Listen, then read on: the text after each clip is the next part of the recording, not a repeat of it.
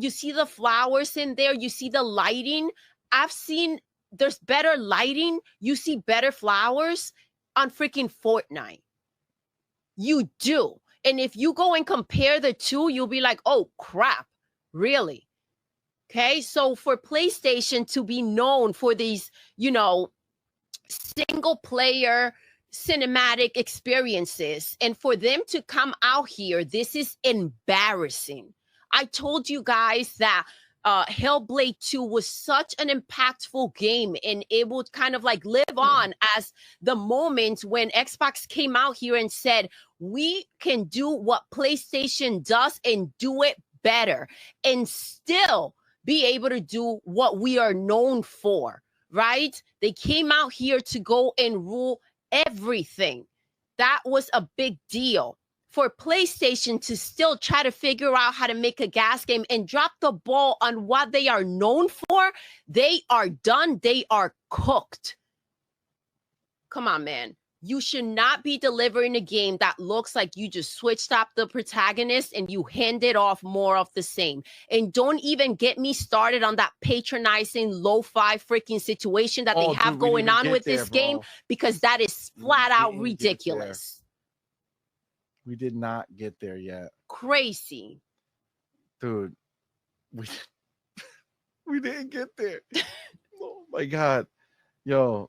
Alright everybody, welcome back to another Xvault gaming video. Xvault here, and today we're going to go over your next dose of the Salty Batch files, and of course this one being themed around Ghost of Yotei, how salty the Xbox shills and frauds are at this point in time. So without further ado, let's go ahead and jump to it.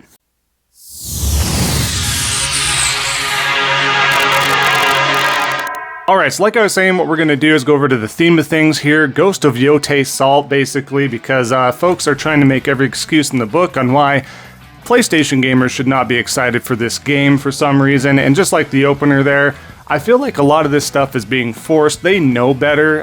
It's so forced, right? It's like, why do you think this game would not be any good whatsoever?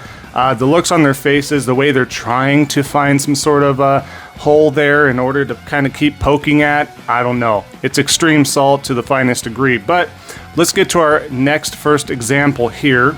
And we're coming from Xbox Nintendo 222. So apparently they love Xbox and Nintendo, but despise PlayStation. And of course they have a screenshot here stating, I love PS2. First of all, I would love it if my PS2 games actually looked like that back in the day. I would be over the moon. We'd probably think somebody has some sort of magic going on behind the scenes, because this doesn't make any sense. That being said, of course, most of these screens and stuff that we are sharing today, I'm not going to sit there and act like they are actual screenshots. They're not. They are distorted. They are zoomed in. They're washed in a lot of ways because they grab them from whatever. They're not using the actual 4K res screenshot, stuff like that, because they want something to fit their narrative. Case in point here, and even being a little bit washed and whatnot, this still looks really good. And again, we're only banking on graphics this time. We're not talking about gameplay. We're not talking about story. We're not talking about all the things that go together to make a great game. But let's continue. We'll get more on that as well. As we continue here, we have, of course, hashtag PlayStation Studios suck at making good-looking games. And of course, Coco Killin comes in, it's stylized, learn the difference. I don't even think you need to say stylized. I mean, that's part of it for sure. I was like, what kind of stupid comment is this? I looked up and I was like, oh, Anna Anson makes sense. They consistently make false, bogus claims, misinformation, stuff like that. But as we continue, right, going through that, they suck at making good-looking games. So you're telling me that PlayStation Studios games like The Last of Us Part 2, especially as of recent, is a bad-looking game, can't make a good-looking game. And again, what happened to the last really good-looking game from Xbox? Oh, that's right, it was called Hellblade 2. It was an official walking simulator. No, dirt in the eye to the devs. I know they put a lot of hard work and everything in there. That's not what it's about. But it's, again, in regards to all the variables involved. You need gameplay, you need story, you need all that stuff. If it doesn't all click, it just doesn't make a great game. It doesn't make a memorable game. So if they want to talk about games looking good, again, Yeah, go back to Hellblade 2. How did that work out for the game? Did it make a lot of sales? Did it push the narrative? Did it do this, that, and the other? No, it did not. Case closed. But let's keep going here for more examples. Of course, we're back with the catfish, Andrea Pichini, aka Joseph Cruz, aka rebranded as Extension, of course, and chimes in as well. Is this a PS3 game? Question mark with all the sad emojis. Now, again, when I'm talking about washed out scenes, zoomed in, all this stuff, this isn't how it actually looks. So they take the worst screens or blur motion and transition all the time. We knew this was going to happen. Whenever a first-party PlayStation game does come out, this is what they do. You get the Ansons, you get the catfishes here like Andrea Pichini, Joseph Cruz, and you get them diving in here, trying to dissect every little thing, finding the worst screens possible to try to deter you from buying a great game. As if that's going to stop actual gamers from playing an amazing game, from this game actually selling millions of copies. It's not going to do anything but make yourself look like a moron that you are. And again, I mean, case in point here, it's just, they have to try to poke holes. I mean, it's all pure defense force. It's not like, you know, they have a narrative in another way, like, I don't know, I have concerns. They don't voice it like that. It's voiced in this game is just garbage. And again, if I had a PS3 game that looked that good, obviously without the whitewashing and stuff, actual 4K screens of, and as well as the trailers and stuff that we have seen, if I had a PS3 game look like that, bar from The Last of Us again, right, or Horizon, I'd be blown away. Absolutely blown away. So just a case in point there, what they're trying to do, pretty foolish if you ask me. But as we continue on here, Push Square continues with an article stating, poll, are you sold on Ghost of Yotei? Me and myself, I think it goes without saying yes, because I love the first one so much. I think this is going to be a different story. I think it's going to be really cool, almost like a Kill Bill type of situation here in a way. So, but that being said, Estabbon chimes in, of course. I think I've seen this dork floating around here and there, but he goes, yeah, can't wait to be stuck pushing left analog stick up for hours, roaming the map while engaging in combat for 2 to 3 minutes, followed by a 1 to 2 minute cutscene. Only difference being I'm controlling a woman instead of a man. Fantastic, with a thumbs up emoji. Can you also give me a thumbs up or a hands up, Estabbon, on if you actually played Ghost of Tsushima, or if you know what this game is truly about, or if you played any PlayStation game? Because something I had a conversation with P-Rock the other day on his podcast, go check it out,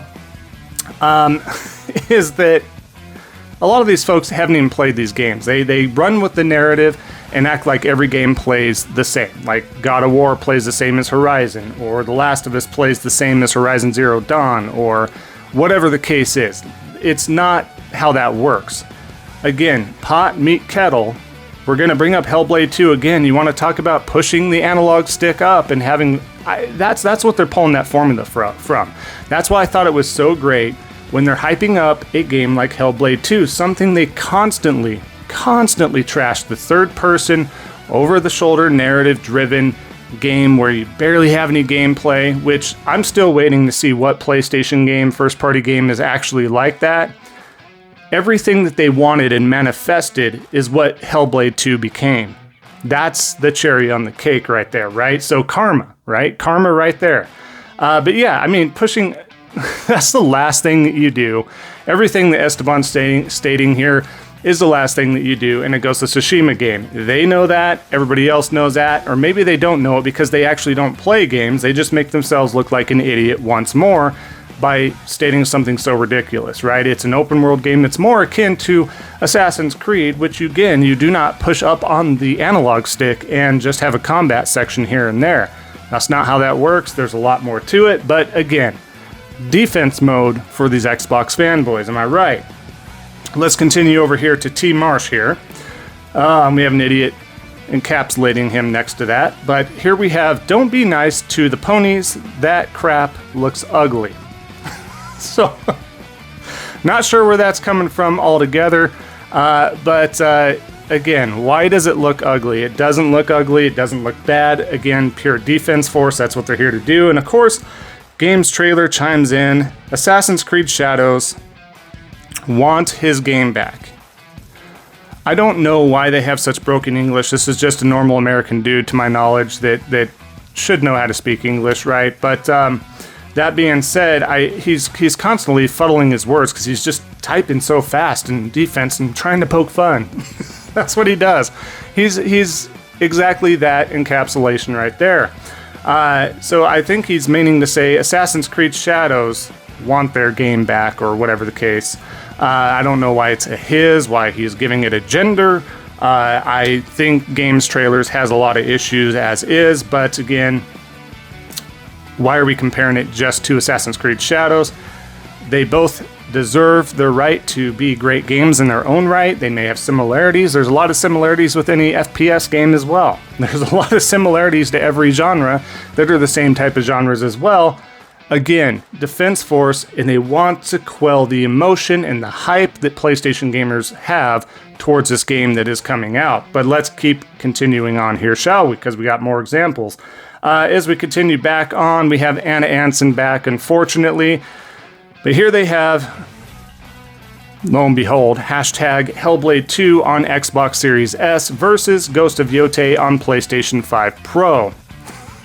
How come $200.50 console has better visuals than $800 console? Wild times, hashtag Xbox engineers are wizards, hashtag Xbox Game Pass. Do we see the damage control here? Do we see the false narrative here, right? First of all, we're going to compare Hellblade 2, which is very linear, not open world, push up with the analog, couple combat sections, story is not that memorable, versus Ghost of Yotei open world game that is more closely tied to an Assassin's Creed Shadows type game, or I don't know, the first Ghost of Tsushima game that was a major hit, and this one's going to be the same thing. So weird how they do that. But how come the $250 console was better in visuals? Do we see how crazy that is, right? Do we see how crazy that is to sit there and say, how come a $250 console is better than the Pro or the PS5 base model? Not anywhere close to that, but they're obviously comparing it to the PS5 Pro model. And then Xbox engineers are such wizards, they just can't figure out how to magically sell their console out to the public because they're now in jeopardy of being a full third-party publisher with a rumored hybrid console coming out that is going to be more of a partnered source, or however that may work out. We'll have to wait and see, as we've been saying on the channel, but doesn't seem like they're wizards that much over there. They aren't a wizard, Harry. Let's move on. We continue over to GOAT Gaming, of course, and again, we brought up GOAT Gaming on the P-Rock podcast just the other day, so again, check that segment out. But as he goes in, just in, Sony stock crashes after State of Play reaction on social media for Ghost of Yotei. Gamers worldwide seem unimpressed, calling it a DLC while admittedly calling the graphics last gen. Hashtag Ghost of Yotei, hashtag PlayStation, and shows a random Sony Corp. I don't even know how recent that is as far as the stocks and stuff like that, and then shows a picture of Ghost of Yotei protagonist, right? And then the crap kicker here chimes in. Kind of warms my heart to see the sequel of an overhyped, overpraised, mid-tier at best game get dunked on. Do you see how many adjectives they had to do to convince themselves that Ghost of Yotei is not going to be a good game from the crap kicker here, right? And again, what I was mentioning on the podcast, for those that don't know, GOAT Gaming is pure satire. He upsets the PlayStation community, and he gets a lot of praise from the Xbox community. What we have to understand here, and I'm not doing backflips, I'm not defending GOAT Gaming here, but I'm here just to quickly break down what that account is, right? That account is pure satire. Nothing they say is correct whatsoever. I'm shocked all the time because you have news outlets reporting on this misinformation all the time. They don't know who he is. That's dangerous, right? That's not good. But on the other hand as well, this harms the Xbox brand in a lot of ways because people are going to find out that this is incorrect information all the time. And they're going to be like, why are they downplaying? Why are they scared of what PlayStation has to offer? Especially the casuals, like, why are these idiots trying to downplay great games? They're going to sit there and just, it's kind of like, you're telling someone not to do something, so they're going to do it now that you told them not to do it, right? That's kind of how that works. That's kind of how that works. So a lot of people, there's a lot of variables again to that, but it is a pure satire account. I don't love it because it does spread misinformation, and that's what I'm totally against. But at the same time, it is a pure satire account, and it does actually harm the Xbox brand. The more misinformation placed out, whether it's to, for, from Xbox, whether it overhypes a community in a certain light, it's not a good thing whatsoever. And again, you get these idiots like Crap Kicker with not even 2 brain cells that think this is correct, that think that the GOAT Gaming account is sharing anything credible whatsoever is really laughable. It's really insanity at its finest degree here, because for anybody to sit there and be like, oh yeah, that's what's going on. I mean, it doesn't take, it's purely and clearly incorrect information. And these people latch on because they want that win. They want to downplay the competition because they've been down in the hole for so long, just getting beaten down over on the Xbox side of things in the community. There's very little W's over there in that community for quite some time now. So they're trying to find any grasp of light, like, hey, PlayStation's got to suffer too. They got to have some more misses to make us feel better at this point in time. Hence the port begging as well, right? But as we continue to go on here, let's continue. Xbox Series XS, also another idiot here, right? Ghost of Yotei, a Ghost of Tsushima DLC, you be the judge. So apparently Xbox Series XS, who must not be a real gamer, doesn't understand how game sequels work.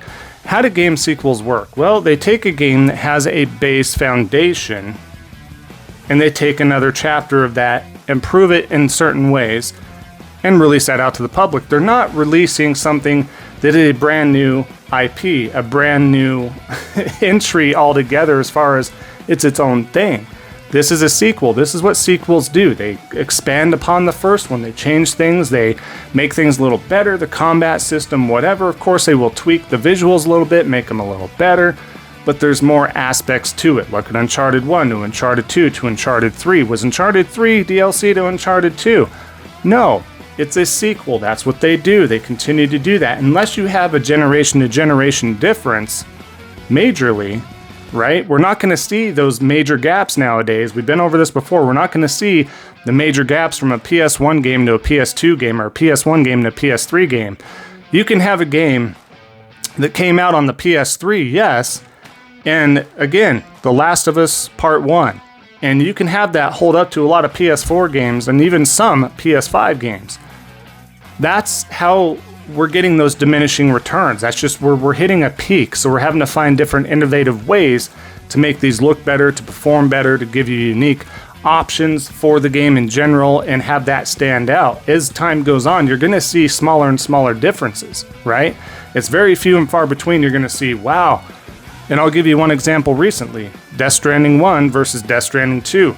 Very similar, but it's been quite a few years in production, and the wizards behind Kojima Studios here is really making a trademark look on how that looks as far as graphics are concerned, as far as adding to the gameplay and stuff like that. Very far and few between, but most sequels you're going to see a little bit of a glow up and some combat changes, some story changes, this, that, and the other. That's kind of how that works, but Xbox Series XS, if you knew that, if you actually gamed, you would know better, but again, you're in defense mode and want to downplay a potential Game of the Year candidate. But let's continue on here. Now, we do have C Money's on point, so this guy, we shared him at the beginning, right? He states, how are we almost 5 years into the current gen and PlayStation still out here releasing upscaled PS4 games? Ghost of Yotei looks like a forgotten DLC for Ghost of Tsushima.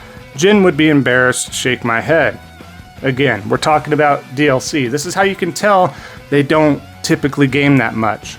Or they're just making crap up. Because again, I don't need to retread what I just said, but sequels are what do that. This is not a brand new IP. This is not anything brand new. They have the foundation. You improve upon the foundation. Depending on how many years in between, if you have more years of a gap, they're going to change things. They may change things more to make the game world better, the combat better, whatever the case is, more fluid, streamlined, you name it. For example, in the sequel, in case you didn't know, there are no more combat stances to change between. You have your stuff between weapons. I think that's a good quality of life change. there's plenty of other quality of life changes coming to this game that is going to make it even better. Believe it or not, Ghost of Tsushima was amazing. Can you imagine them fine-tuning Ghost of Tsushima, putting in a new story, this, that, and the other, a little bit of a glow-up? Here you go. That's what sequels do. Welcome to reality, see money. Let's continue. So, our last example, our final example is XBG, Xbox Battlegrounds, basically, right? He chimes in, stay tuned, as Nixus is already working on the PC port, followed by Xbox port. So this guy, I think, wants to become the next GOAT Gaming and just throw crap out there. He has no basis to state this on. Again, everybody on the Xbox community is clamoring at all those PlayStation games that they are downplaying. Remember how much they downplayed Spider-Man and Spider-Man 2 and Miles Morales? They said they were, again, just DLC games. Nobody should be excited, but now they want those so bad. Isn't that weird how that works out? But I thought they said they were terrible games, just like this game. If Ghost of Yotei or Tsushima came out for the Xbox console, you bet your ass they would be buying that game. Day one, $70. They would be buying that game. Because that's how pristine the PlayStation first-party game's in. They could talk all this stuff, but behind your back, they're going to buy those games if they were available on their preferred console. That's just how that works. And then, of course, KJN Gamer at the bottom, as you can see, is this you? Hashtag PlayStation Fanboys are now port begging 24/7 for Xbox games when he was talking about Indiana Jones. Nobody, to my knowledge, on the PlayStation side of things was begging or asking for Indiana Jones. I still haven't bought it or fired it up. I don't care. I just don't care. I got other games. If there was something on the Xbox ecosystem that I wanted to play, I have a gaming PC. I could play it there. I can go out and get me an Xbox. I could do whatever if I want to play those games. There's no port begging that I want those games on PlayStation. If they arrive on there, so be it. If I happen to be bored, I want to purchase the game, I want to play the game, so be it. But in no way, shape, or form have I heard anybody going like, man, the only games that they were like, yeah, it would be cool to have Halo over there. It'd be cool to have Gears over there. Well, Gears is coming. It'd be cool to have Forza over there. Forza's over there. You know, it's very far and few between, but no one's begging for it. It's just like, yeah, it'd be cool. I'd like to play it on there. That's fine. But no one's sitting there begging like these guys are begging, but first downplaying the game. So remember to keep those receipts or keep your eye on that stuff, because they're going to sit there and downplay every single new PlayStation first-party game. But again, if those were available even a year from then on the Xbox console, they'd be buying those day one. Best game ever. It's fun. It's a great game. Can't wait to get my hands on it. And they want to use it as ammo towards the PlayStation community. And that's just the whole rigmarole of what they do. That being said, we will wrap up the video here. Like I said, nothing but frauds and shills and just coping mechanisms to the umpteenth degree. So, we will wrap it up. Like I said, I appreciate everybody's support. If you haven't already, like, comment down below. Would love to hear from you. Both those things help out the algorithm. If you haven't already, definitely consider subscribing, helping out a small content creator like myself. We are very, very close to that 3,500 sub goal. So thank you so much. Amazing. We're almost there. And of course, at the end of the day, just remember, don't be a salty batch. And we'll see y'all next time on the next Xvault Gaming video. And until then, take care.